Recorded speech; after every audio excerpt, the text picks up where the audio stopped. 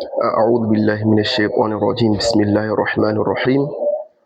إن الحمد لله نحمده ونستعينه ونستغفره ونعوذ بالله من شرور أنفسنا وسيئات أعمالنا. من يهده الله فلا مضل له ومن يضلل فلا هادي له. أشهد أن لا إله إلا الله وحده لا شريك له وأشهد أن محمدا عبده ورسوله وبعد. Assalamu alaikum wa rahmatullahi wa barakatuh. Da farko dai sunana Umar Ishaq, kuma a cikin wannan karatu namu insha Allahu za mu dinga karatu akan darsa wanda suke da alaƙa da yare na Larabci, amma za mu dinga karatunmu ne da harshen Hausa. Da farko dai shi yare na Larabci yare ne mai matuƙar amfani, sabida ta hanyarsa ne muke fahimtar addini. Babu yanda za a yi mutum ya fahimci addini ba tare da ya fahimci yaren Larabci ba daidai gwargwado. Insha Allahu a cikin wannan aji za mu dinga karantar da darsa na Larabci irin su nahawu da sarfu da sauransu, wanda za su taimake mu wurin wato ainihin fahimtar addininmu na Musulunci. Insha Allahu ba tare da ɓata lokaci ba, yau kai tsaye za mu fara karatu akan darasin nahawu, kuma maudu'in da muke tare da shi yau wanda za mu tattauna a kai ita ce aljumla mufida. Idan ana magana akan aljumla mufida, ana magana ne akan jumla mai amfani. Jumla ita ce magana. Magana akwai mai amfani akwai mara amfani. A nahawu idan muka ce magana mai amfani, muna nufi maganan da idan aka yi ta za a gane abin da ake nufi. Yanzu misali a Hausa idan na zo na ce yaron da, to yaron da ya yi me? Ka ga magana ba ta cika ba. Dole sai na faɗi abin da yaron nan ya yi sannan magana za ta cika. To irin wannan ita ake kira jumla ghairu mufida. Jumla ghairu mufida ita ce maganar da za ka zo ka yi amma magana ba ta cika ba, wanda hakan zai sa mutane da kake musu magana ba za su gane inda ka nufa ba. Amma idan na ce yaron da yake wurinka ya zo ɗazu, yaron da yake wurinka ya zo ɗazu, ka ga yanzu magana ta cika kuma an fahimci saƙon da ake so a isar. To irin wannan ita ake kira jumla mufida. To haka ma yake a Larabci, akwai jumlar da idan aka yi magana za a fahimci abin da ake nufi, akwai wanda kuma magana ba ta cika sabida maganan nan da aka yi bai ba da ma'ana ba. Misali idan muka ɗau misalai, muna da misalai da dama. Misali idan muka ce albustanu jamilun. Albustanu jamilun, ma'ana gonar mai kyau ce, gonar mai kyau ce. Idan muka lura mun ce albustanu gona, muka zo muka ce jamilun mai kyau, yayin da muka haɗa waɗannan kalmomi guda biyu sai suka ba mu albustanu jamilun, ma'ana gonar mai kyau ne. Ka ga wannan magana ta cika. Da a ce mun zo mun ce albustanu sai muka yi shiru, gonar, to gonar me ta yi? Dole wanda yake sauraron ka yana buƙatan ka ƙarasa masa maganar da kake yi domin ya fahimci inda ka dosa. Amma da ka zo ka ce albustanu jamilun, gonar mai kyau ce, ka ga yanzu magana ta fita kuma an gane abin da kake so ka isar. To irin wannan ita ake kira aljumla mufida, jumla mai amfani. Akwai misalai da dama, kuma abin da nake so in fahimtar da mu a nan shi ne, ita jumla mai amfani ba ta iya ba da amfani da kalma ɗaya. Idan muna so jumla ta kasance mai amfani, dole sai ta kasance da kalma biyu abin da ya yi sama. Kamar yadda na ba ku misali na ce idan na zo na ce albustanu na yi shiru, ka ga albustanu kalma ɗaya ce. Albustanu kawai sai na zo na ce albustanu ya yi shiru, ban ce jamilun ba. Ka ga nan albustanu kalma ɗaya ce kawai, ba za ta ba da ma'ana ba. Amma yayin da na haɗa da ɗayan kalmar ta ba da kalmomi guda biyu, albustanu da jamilun shi ne zai ba mu jumla ɗaya. To shi jumla cikakkiya mai amfani kenan. To ita jumlatul mufida kamar yadda na ɗauko bayani ɗazu, tana hauhawa ne daga kalma biyu abin da ya yi sama, daga kalma biyu, kalma uku, kalma huɗu abin da ya yi sama. Amma ba za ka taɓa ganin ta kalma ɗaya ba. Kalma ɗaya ba za ta baka jumla mai amfani ba. Misalin jumla mai amfani wacce za ta kasance kalma uku, za mu iya cewa misali shamma aliyu wardatan. Shamma aliyu wardatan. Idan muka kalli wannan jumlar da kyau za mu ga an gina ta ne da kalmomi uku. Na farko akwai shamma, akwai aliyu, akwai wardatan. To kaga gina ta da aka yi da kalmomi uku sai ta bamu jumla mai amfani. Yanzu idan za mu fassara wannan da Hausa za mu ce Aliyu ya shaƙi fure. Aliyu ya shaƙi fure. Kenan ashe jumla mufida ba kawai iya kalmomi biyu ke bada jumla mufida ba. Tana iya zama kalma guda uku, guda biyu, kalma biyu, kalma uku, abin da yayi haka, abin da yayi sama. To wannan shi ake kira jumla mufida. Ina fatan mun gane za mu iya bambance jumla mufida daga jumla ghairu mufida. Kamar yadda na faɗa muku ɗazu, jumla ghairu mufida ita ce wanda idan kai furuci da ita ba za ta baka ma'anar da ake so ba. Ina fatan an fahimta. Wannan kenan.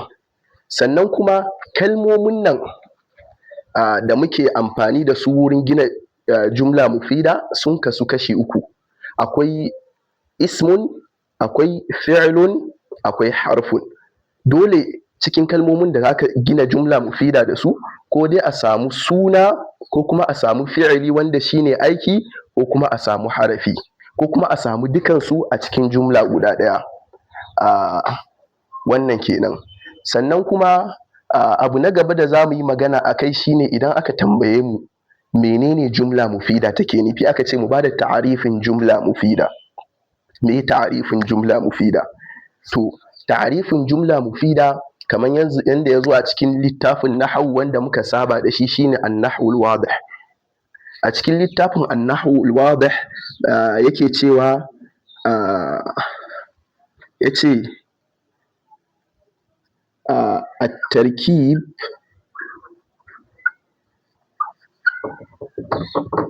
at-tarkib alladhi yufidu fa'idatan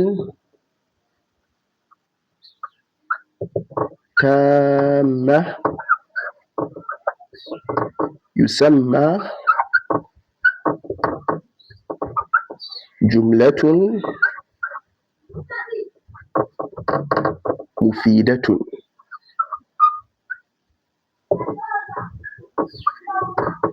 Wa yusamma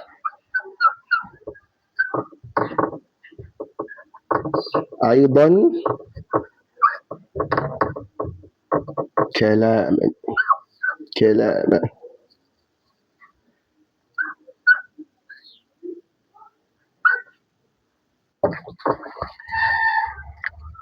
Na'am, at-tarkibu alladhi yufidu fa'idatan tamma.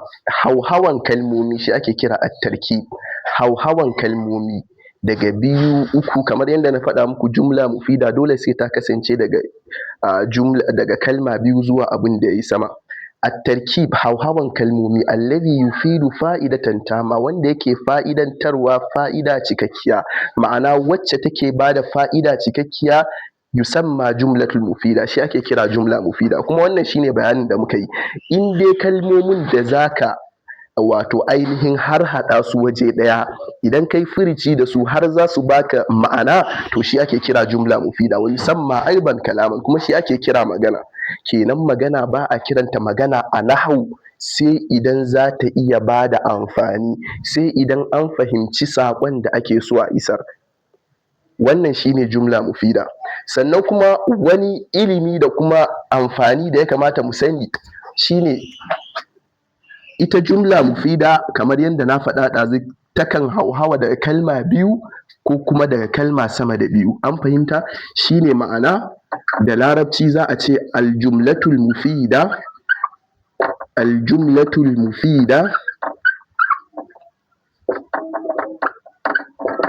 qad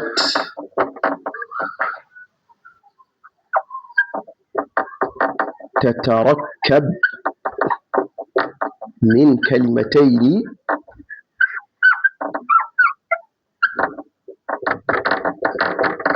wa qad تتركب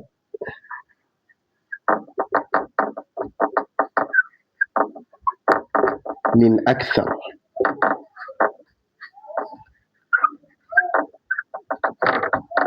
وكل كلمة فيها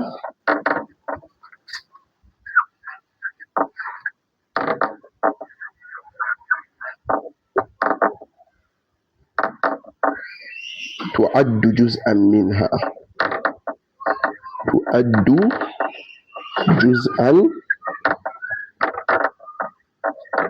جزءا منها.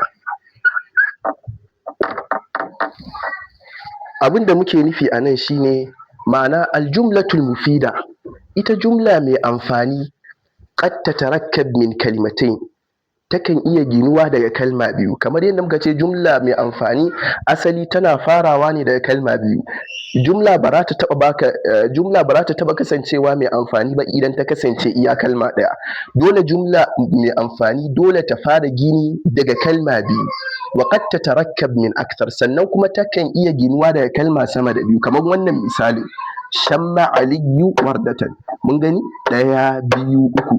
Kenan wannan misalin na jumla mufida ya ginu daga kalma guda uku ne. Na farko shine shamma, na biyu shine Aliyu, na uku shine wardatan. To abinda za mu fahimta a nan shine jumla mufida takan iya ginuwa min kalimatain, daga kalma biyu. Qad tatarakkab min kalimatain, takan iya ginuwa daga kalma biyu. Wa qad tatarakkab min akthar, sannan kuma takan iya ginuwa daga kalma sama da guda biyu. Sannan malam ya ce wa kullu kalimatin fiha, kowace kalma a cikin jumla mufidan nan tu'addu juz'an minha, ana irga ta a matsayin wani ɓangare na cikinta. Kowace kalma daga cikinta, misali idan muka ɗauki wannan misali na shamma Aliyu wardatan, wannan misali na shamma Aliyu wardatan tana da kalmomi guda uku ko, ga na farko ɗaya, ga na biyu, ga na uku. To malam ya ce kowace kalma a cikinta tu'addu juz'an minha, ana irga ta a matsayin ɓangare na cikinta. Kaga shamma kalma ɗaya ne a cikinta, to ana irga ta a matsayin ɓangare na jumlan nan kacokal, ɓangare ɗaya kenan. Aliyu ɓangare biyu, wardatan ɓangare. Kaga muna da ɓangarori guda uku, ko in ce muna da kalmomi guda uku. To kowace kalma tana da wato ainihin amfani da take yi a cikin wannan jumla. Domin kana cire kalma guda ɗaya za ka ga jumla ta tashi aiki.